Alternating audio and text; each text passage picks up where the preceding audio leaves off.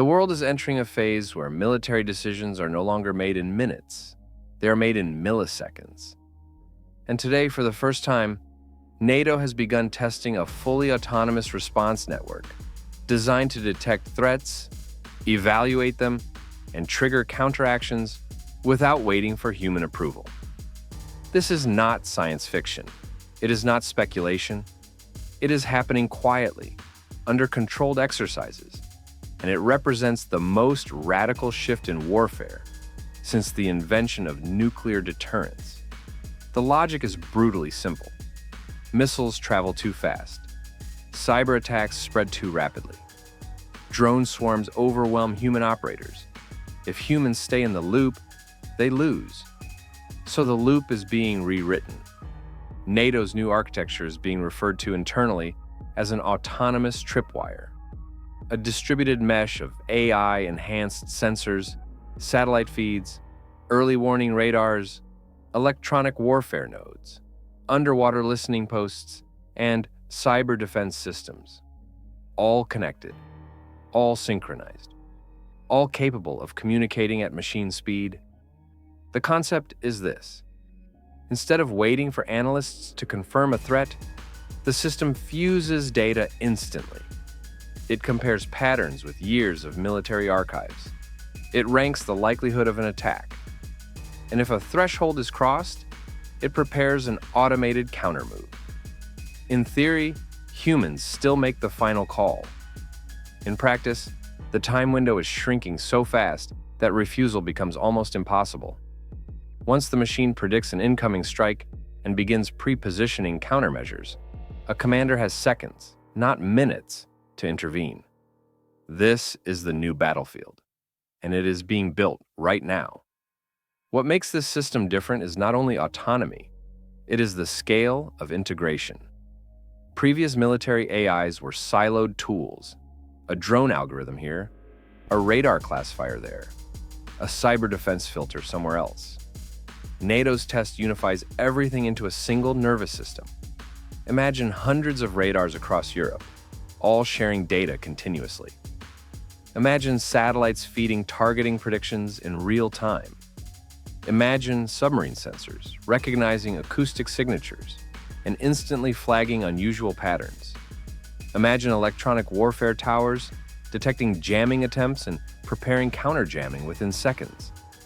Then, imagine all of this happening without a single human touching a keyboard.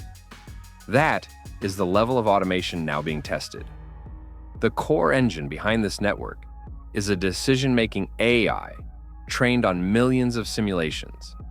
It has learned the signatures of missile launches, stealth aircraft, drone swarms, satellite anomalies, naval incursions, cyber intrusions, and even disinformation waves that precede kinetic attacks.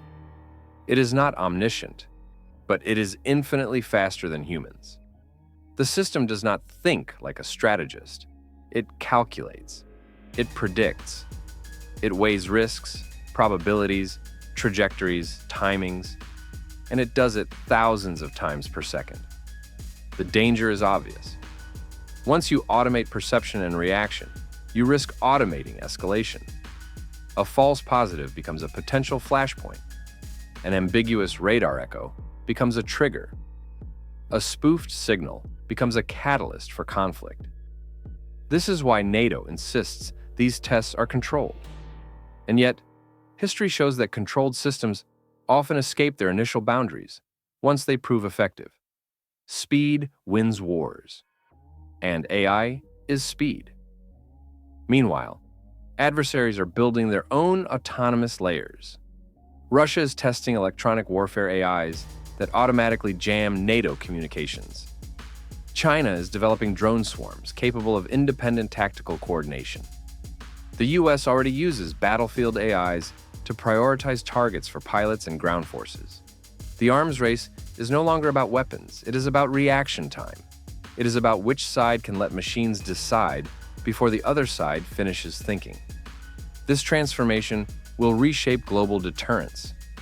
During the Cold War, nuclear strategy depended on slow, careful confirmation. Now the pressure is reversed. If your system analyzes a threat in 200 milliseconds and the enemy system needs 500 milliseconds. You win the timing. And the faster system dictates the pace of escalation. This is a world where hesitation becomes vulnerability.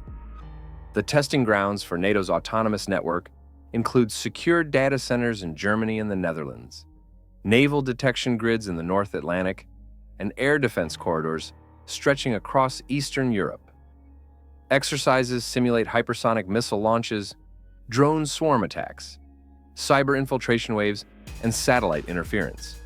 The network's goal is to maintain stability not by reacting, but by predicting. Prediction becomes prevention, but prediction can also become provocation. If the AI calculates that a certain pattern usually precedes an attack, it may take a defensive action that the other side interprets as aggression. Machines are logical. Humans are emotional. The combination is volatile. One of the most controversial aspects of the system is the automated activation of countermeasures. For example, if a hostile missile launch is detected, the AI does not wait for human confirmation to reposition interceptors. It begins the maneuver immediately. If a cyber attack hits a critical node, the AI can isolate segments of the network, redirect traffic, and block suspicious IP sources autonomously. If underwater sensors detect an unauthorized submarine pattern, the system can dispatch drone buoys without human instruction. Actions that used to require approval now happen by default. Commands occur first. Humans justify them afterward. This shifts responsibility. If an automated system triggers a response that escalates a conflict, who is accountable? The commander who didn't override the machine in time? The engineers who built the algorithm? The politicians who approved the tests? Or the AI itself? No one is prepared to answer that question. And yet the testing continues, because every major power knows the truth. If you don't build an autonomous defense network, you fall behind. If you fall behind, your deterrence fails. And if your deterrence fails, your territory becomes vulnerable. This is the iron rule of geopolitics. We are entering the first stage of fully automated warfare. Hypersonic missiles forced speed. Cyber war forced automation. Drone swarms forced decentralization. Now AI is forcing autonomy. NATO's experiments show where this trajectory leads. A future where human commanders act more like supervisors than decision makers. A future where wars are fought at machine speed. A future where the first shot may be decided by an algorithm watching the sky. Most people imagine war as soldiers, tanks, and strategy, but the wars of the next decade will be silent, invisible, carried out by networks that detect threats, react instantly, and log the entire conflict before the public even learns something happened. Today's test is the prototype. Tomorrow's version will be permanent. And once the system becomes reliable, it will stay online. Always on, always watching, always calculating. The biggest question is not whether NATO will deploy this network. It is whether humanity can survive a world where machines make the first move. Because once every major power installs an autonomous tripwire, the global balance becomes a competition of reflexes. And in a competition of reflexes, one mistake can ignite a chain reaction. The future of warfare is not coming. It is already being tested, and the world is not ready for what happens next. This transmission ends here. The next one is already forming. Stay aware and subscribe to Remain in the Signal.